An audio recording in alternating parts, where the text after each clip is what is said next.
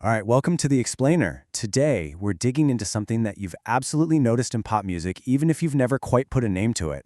I mean, think about it. Why does so much pop music, from R&B to hip-hop, sound like some kind of holy war?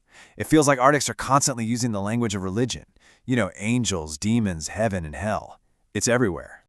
You hear it all the time in lyrics about desire, about this almost divine connection between people.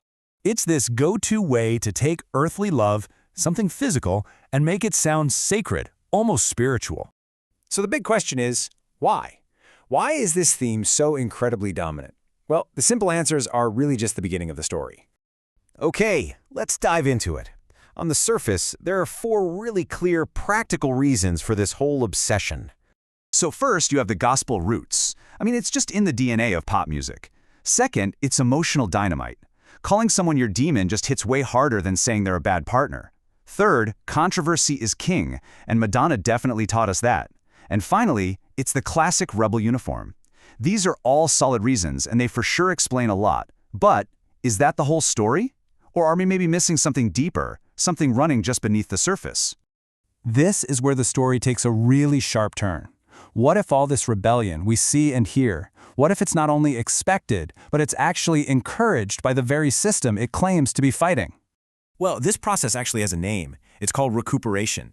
It's basically the system's genius trick. It knows you need to rebel, so it creates a safe, pre-approved space for it. It's a pressure valve, you know?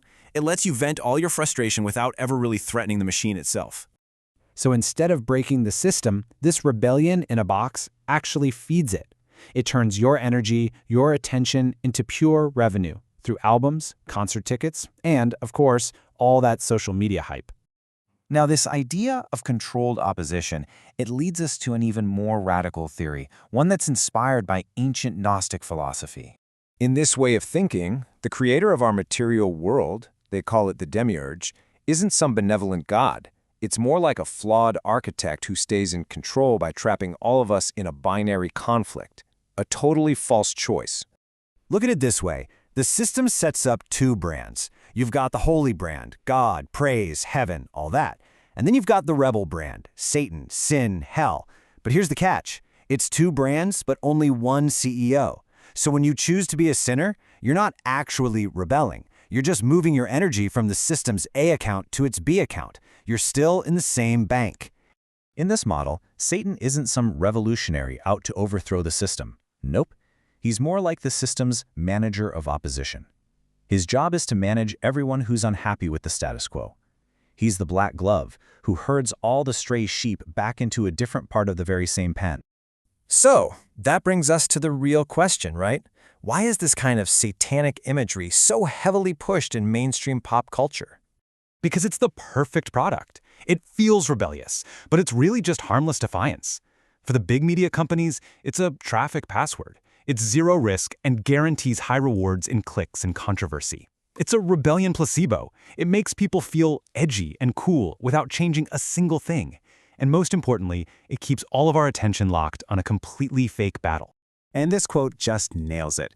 The angel and the demon in these pop songs are just characters in a play. They're puppets on a stage designed to keep you, the audience, totally captivated by the drama. So if both sides of the coin are a trap, is there even a way out? Well, according to this whole critique, the answer isn't to pick a side, and it's definitely not about fighting back on the system's terms. The ultimate act of freedom, the true rebellion, is to just stop playing the game. You stop feeding any energy into this fake binary. You stop cheering for the angel, and you stop rooting for the demon. You just withdraw your attention. The only real escape, this theory proposes, doesn't come from fighting harder. It comes from reaching a higher form of consciousness. It's a quiet, internal act of rebellion. It's about seeing the whole system for the absurd, flawed code that it is, judging it as worthless, and just mentally disconnecting.